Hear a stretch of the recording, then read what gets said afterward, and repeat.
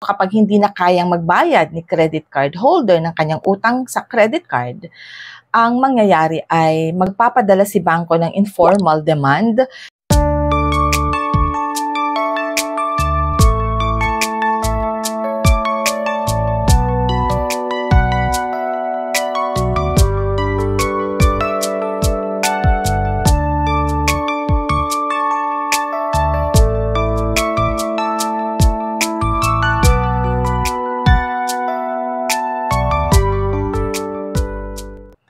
Okay, so hi everyone, Crisel Morales here. Welcome back sa ating YouTube channel.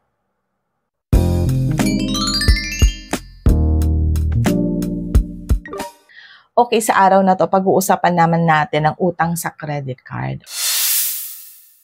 Okay, ano ba ang credit card? Sino ba ang may credit card? Paano nag-work ang credit card? Balikan natin yung konting basics about credit card. Paano ba nag-work ang credit card?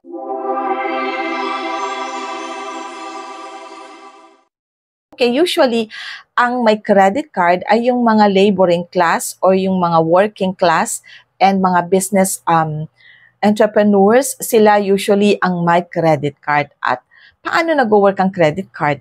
Of course, if you are approved with your application sa credit card, ibibigyan ka na nga ni bangko ng credit card with a credit limit. So, yung credit limit na binigay sa'yo ni bangko, yun yung utang mo kay bangko. So, hindi mo yun pera, kundi pera ni bangko yan. Okay, so anong mangyayari doon sa credit limit? You use that to shop or to purchase. Ngayon, si bangko magkakaroon ng return through yung binabayaran nating annual fee or membership fee at saka yung interest kapag hindi tayo nakapagbayad on time, na late tayo sa pagbabayad, may fee yung mga yon, nag-cash advance tayo, may mga fees iyon. So, yun ang return ni bangko. Ngayon, kapag ginamit mo yung credit limit mo o yung credit card mo to purchase something, okay, at hindi mo yun nabayaran on time, mag-i-increase yan or mag-escalate o yung tinatawag nating mag-snowball. Ibig sabihin, dadami kapag hindi mo yan nabayaran on time. May hinihingi si bangko sa atin na minimum amount to pay. Okay, babayaran mo yung minimum amount kasi yung minimum amount kailangan bayaran kaagad kapag dumating yung SOA. But still, you have to pay yung principal amount ng utang mo.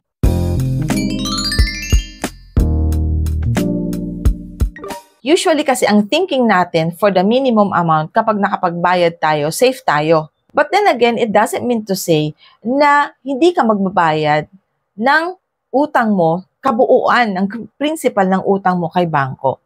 Still, you have to pay that before the due date. Otherwise, kapag late yung payment mo at ang bangko na yan ay nagcha-charge or ang credit card na yan ay nagcha-charge ng late payment fee, i-charge ka talaga ni bangko ng late payment fee.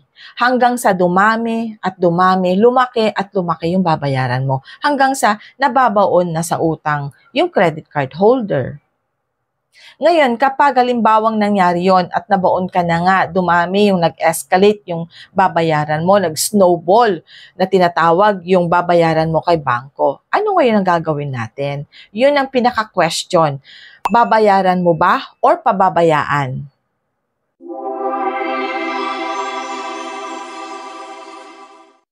Okay, so kapag hindi na kayang magbayad ni credit card holder ng kanyang utang sa credit card, ang mangyayari ay magpapadala si bangko ng informal demand.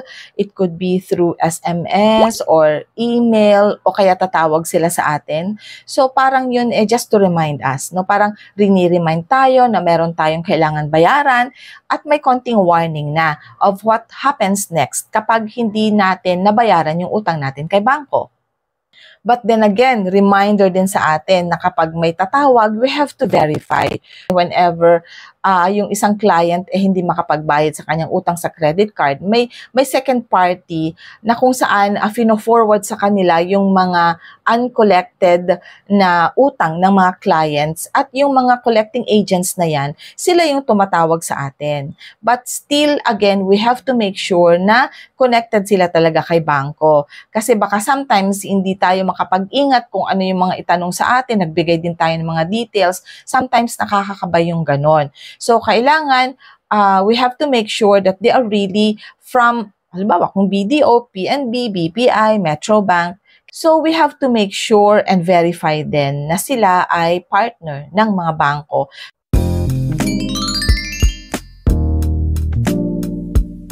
Kung minsan, pagtatawag naman sila, kasi usually they are mga agencies or yung parang law firm, ganyan. Usually, binibigay naman nila yung pangalan ng kanilang organization o ng kanilang agency.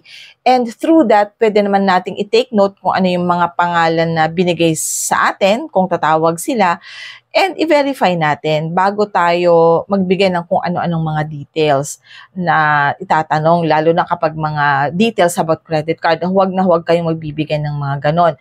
Kung mag-i-interview lang sila, like halimbawa, ma'am, kasi may utang kayo with BDO, BPI, Metrobank, 2 buwan na ho ito, ang utang nyo is amounting to 10,000. I would just like to inform you that you have to pay this because the bank is asking you to pay it. Mga ganun lang dapat.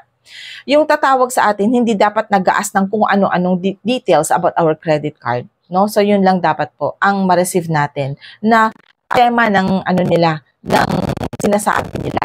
And usually, ang dating naman sa ating mga clients kapag tinatawagan tayo ng mga agency na yan o yung mga law firm na yan, they contact us through our mobile. Kung may landline ka, tatawag sa bahay nyo o kaya sa opisina.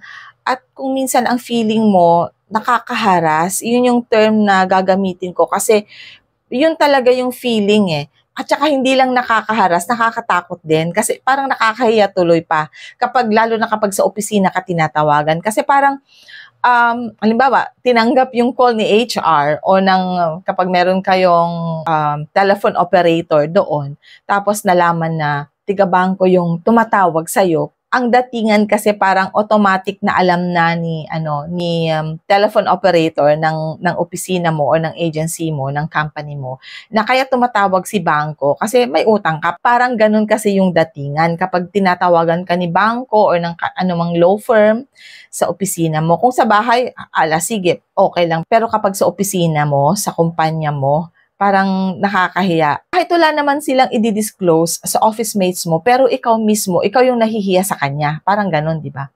But then again, we have to be reminded na ganun din kasi yung agreement ni agency or ni law firm sa mga bangko, that they should also have to do their job or their duty. Kasi trabaho nila yun tinanggap nila binabayaran sila ni bangko to collect yung mga uncollectibles from credit card holders or from clients na may utang sa kanila na hindi makapagbayad. So, kailangan intindihin din natin yung part na yon. Of course, I know your side naman na parang nakaka-torment din talaga, no? Kaya lang, kung tatanungin natin yung sarili natin, paano ba tayo na lalagay sa ganong sitwasyon? Ano ba kasi ang nangyari? So, kung babalikan mo, dahil may utang ka kay credit card, dahil may utang ka kay bangko, hindi naman kasi mangyayari yon kapag hindi ka umutang. Kaya lang dahil hindi ka nga nakapagbayad. So ngayon, of course, the bank will do their very best also to collect from us. At kung ano yung mga details na nilagay natin sa ating information noong nag-apply tayo, they're gonna use that to contact us. They're going to use that to collect from us. So, dapat tayo din maging understanding sa mga duties and responsibilities din na ginagawa ni bangko at ng mga collecting agents or mga law firm na assigned or task to collect yung mga uncollectibles ni bangko.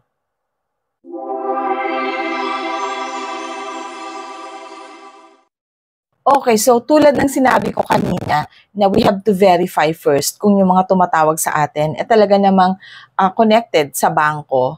And once we have verified na tama naman yung mga tumatawag sa atin, kailangan tayo na yung kumontak kay bangko. Huwag nating hayaang magtuloy-tuloy na sila yung kumukontak sa'yo. Kasi if you ignore, halimbawa nakausap ka nila and then hindi ka man lang gumawa ng paraan to get in touch with them, so parang mas sasabihin talaga ni collecting agent o ni bangko na you're not interested anymore to pay your debt.